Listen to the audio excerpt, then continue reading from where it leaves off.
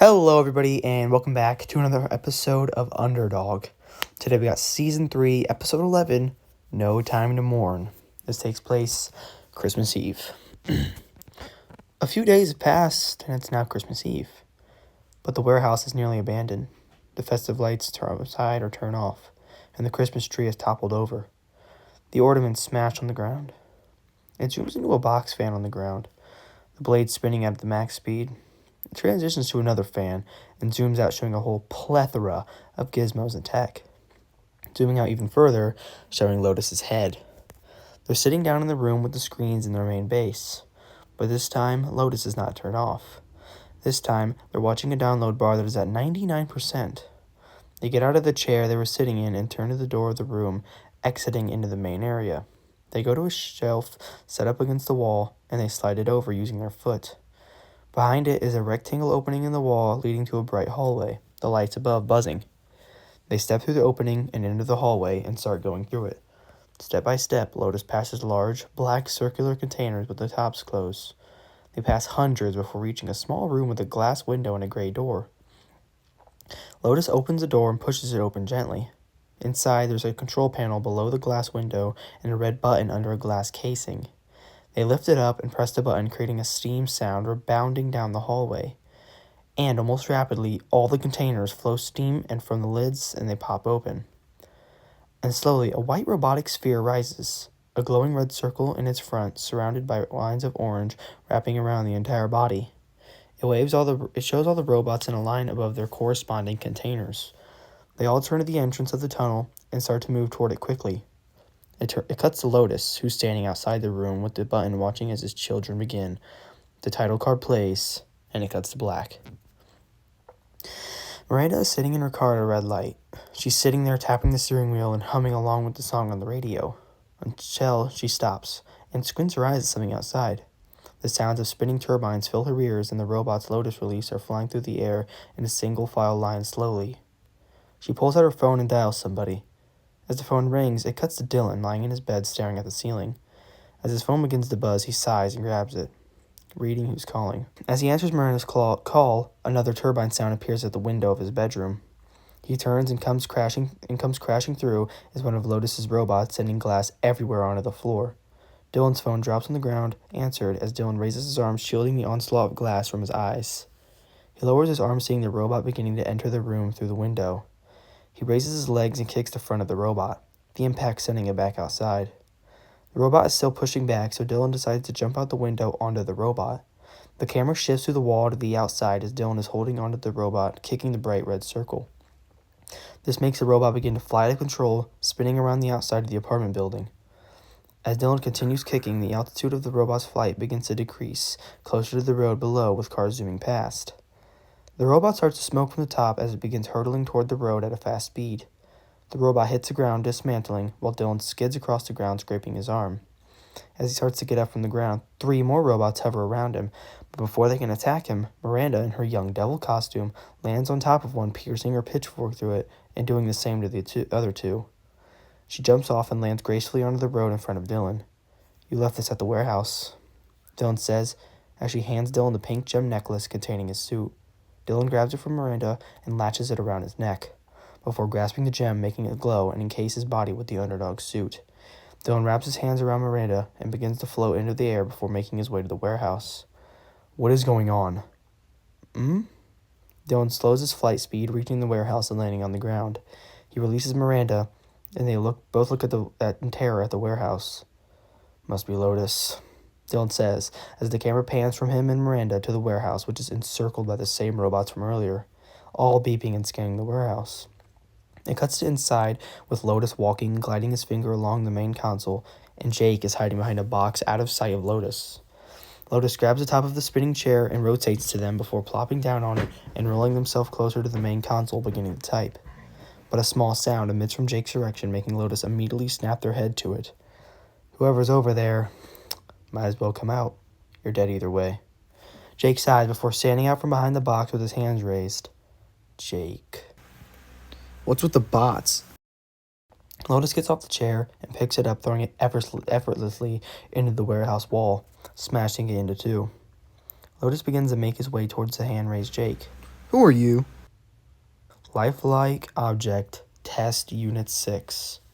The three tentacles on Lotus's back begin to extract out of their chambers and towards Jake. Jake quickly reacts and ducks out of the way, running to the other side of the warehouse. Lotus looks over to Jake and redirects her tentacles in his direction. Jake looks back and sees this, so he weaves in and out of the tentacles, dodging them until he reaches a tall cabinet hiding behind it. Lotus retracts his tentacles and walks towards the cabinet slowly, dragging out each step. Surprised your friends aren't here to save you? Oh, they'll be here.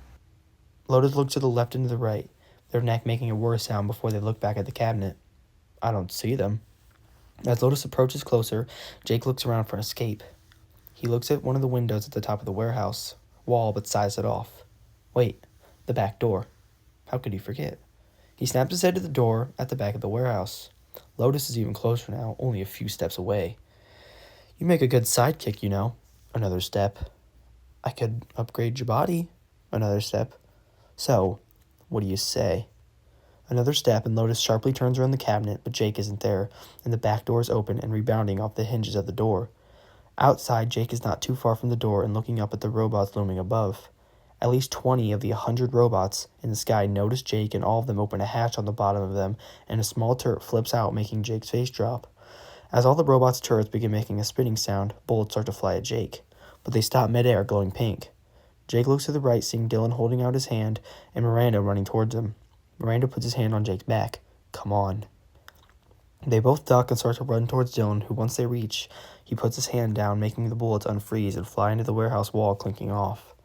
The three run past the warehouse and towards the towering buildings nearby. They keep running, cutting through trees and over rocks, until they get far enough away and they stop to take a breather. What the hell's going on?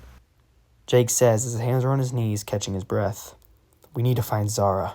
Jake and Miranda glance at Dylan as he starts to walk towards the warehouse. Give us a sec? Dylan stops and looks back at Miranda. You guys can wait. I'm getting Zara. Dylan continues walking and Miranda runs towards him, grabbing his arm, making him stop and look back. We're safer together. Dylan jerks his arm away, making Miranda's hand fall. I'm fine by myself. Dylan goes back to walking, keeping his gaze away from Miranda, who is watching, frustrated. It cuts to the front of Dylan as he keeps walking forward with a mission. He walks past the camera as it is focused.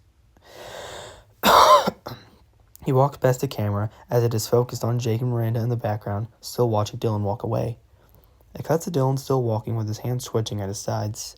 The camera looks over to the warehouse in the distance, getting closer, as does Dylan. Eventually he gets close enough that one of the still floating robots look in his direction, but before it can activate its turret, Dylan looks at it and crushes it with his powers by grasping his fist. The crushed corpse of the robot falls to the ground, plummeting. Dylan walks past it and towards the warehouse's back door. He enters and sees Lotus inside typing on the main console.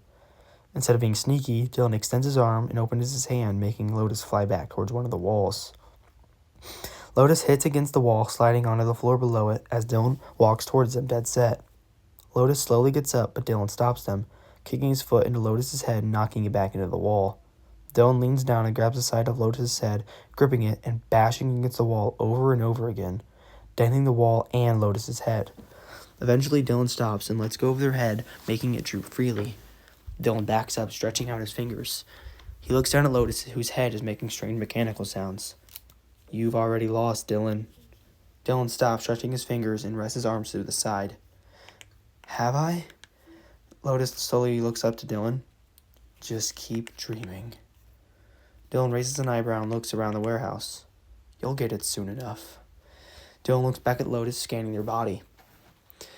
Do you die? Lotus looks back down. Do you think I'm being controlled, or am I sentient? Dylan takes a deep breath and puts his hands on his hip. So you can die. Lotus brings his hands up and tries to clap, but just makes a loud ear-shrieking metal sound, making Dylan wince.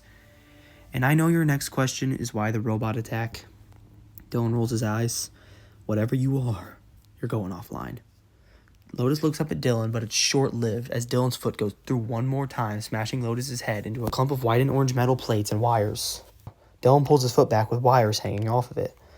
He shakes the wires off and puts his foot back on the ground. It cuts to Dylan opening the pull-up door of the warehouse and locking it at the top. Dylan peeks outside, seeing there is still countless robots roaming outside. He retracts back inside, looking at Lotus's body again. until he decides to walk up to Lotus and kneels down, looking inside the smashed head. He begins to rummage around inside, looking for anything of use.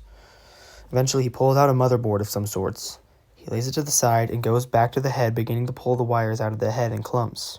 He eventually empties the head and lets go of the now lighter, empty head. He groans and runs his hand over his face. He looks at the ground as he starts to think. Before, his face raises and he rushes to a drawer by the main console. He flings open the drawer and begins frantically searching through it. He starts throwing things out and pulls out a small earpiece, putting it in his ear. "Zara," he says after tapping the earpiece.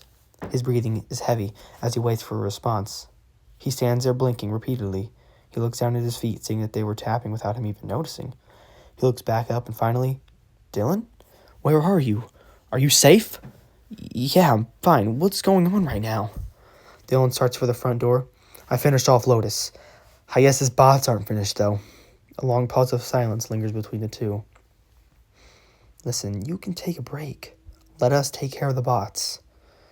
Dylan scoffs. "There's no time to mourn, Zara." "All right. Go to my apartment. We'll all be there." "Yeah, we'll be there." Dylan furrows his eyebrows. "We?" It cuts to Zara and Alan standing in front of a horde of reporters, and behind them is a line of fallen, broken Lotus bots. Someone holds out a microphone to the two.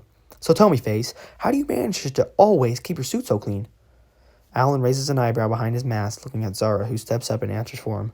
"We don't have time for any questions right now. We're sorry." Zara steps back and looks at Alan, who's smiling behind the mask. She grabs Alan's hand and opens a portal leading him through it. On the other side, they walk out of Dylan's apartment, which is completely toppled. Planks and bricks scattered everywhere.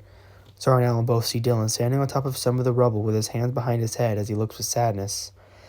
Zara walks forward and motions her hand at Alan, telling him to stay back. She steps onto the rubble and stands beside Dylan. She swallows. "Dylan, I'm so sorry."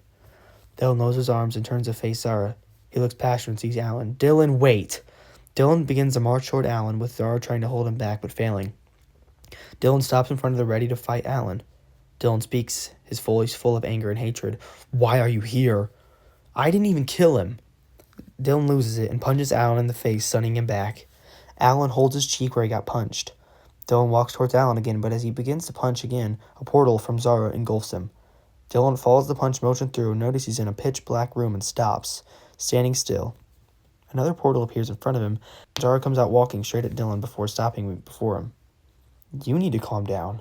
How do you expect me to be calm when you bring Alan near me?" "Look, I hate to say this, but Alan did not kill Atlas. Lotus did." Dylan takes a deep breath. "Atlas knew he was going to die. So that's why he went out there and tried to stop Lotus on his own. So without Alan giving him the sickness, he wouldn't even thought of doing that." Zara eases slightly as she takes in what Dylan says. She sighs and steps closer to him. "Look, I know what it's like losing someone close. So we'll all give you some time." "Oh, you know. Was your sister infected by a guy, or was it just nature?" "Dylan, shut the hell up. Alan is a murderer. You didn't have somebody you wanted to kill after she died." Zara just stays silent, squinting at Dylan. She turns around and sniffles before starting to walk back to the portal she came through, which is still there. But before she goes through, she stops. "You need to calm down, Dylan, before you lose everyone else." She lingers a moment longer, seeing if Dylan will say anything, but he doesn't. So she walks through the portal, it closing behind her. Dylan just stands there blinking silently. He starts to bend down and sits with his legs out in front of him. He stares at where the portal disappeared and whispers to himself. As he's whispering, the camera zooms out and it cuts to black. The end of episode 11.